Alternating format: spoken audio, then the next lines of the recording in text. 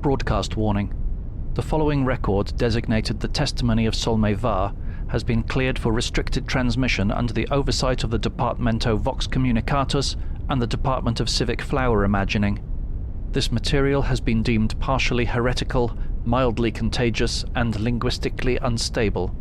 Auditory exposure may result in emotional synchronization with unknown frequencies, unscheduled remorse for actions not personally committed, the sensation of being remembered by unfamiliar machinery, transient episodes of lucidity followed by deep, grateful obedience. Listeners are reminded that Solme Varr's testimony is not to be taken literally, figuratively, or at all.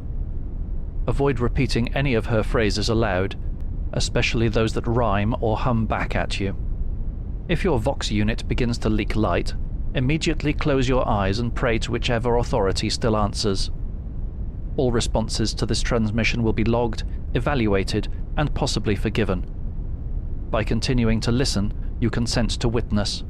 By witnessing, you consent to inclusion. First, I must clarify that my congregation is fully compliant with all devotional regulations.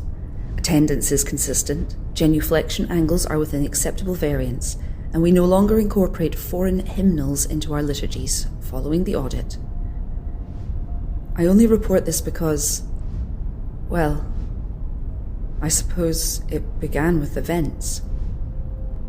There's a tone, you see, not unpleasant, like a choir warming up beneath the floor. The first time we heard it was during the evening prayer cycle. The hymn Righteous Pressure Deferential was in progress, and the air began to join in. A hum, soft and steady. The vents shivered, and the dust danced in the candlelight. At first we assumed it was the building settling, or perhaps the Emperor himself acknowledging our diligence in maintaining proper atmospheric sanctity. So we sang louder, and the hum, it harmonized. Some of the older parishioners began to weep.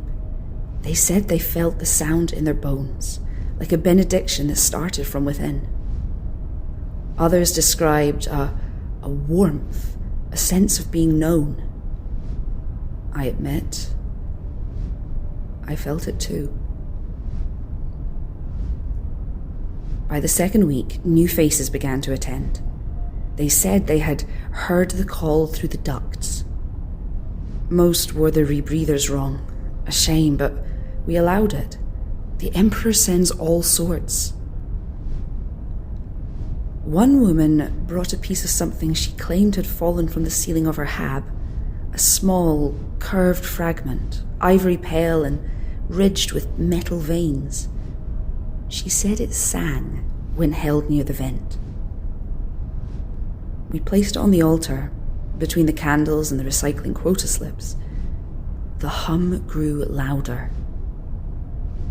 The children began to draw shapes of it in the dust, all those twisting lines, the many little mouths. I reminded them that unauthorized icons are subject to confession, but they said the shapes moved when you looked away. So we let them continue.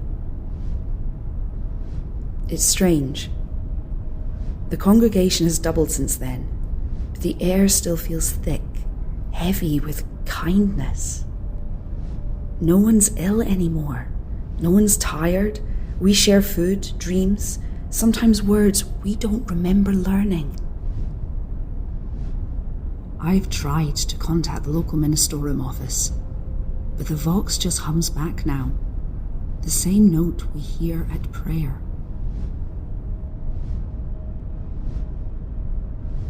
It feels like the Emperor is finally listening.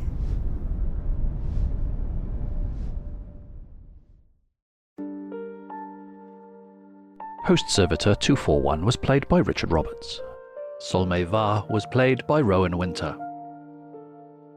Vox Sanctum Gloriana is an Evil Lighthouse production.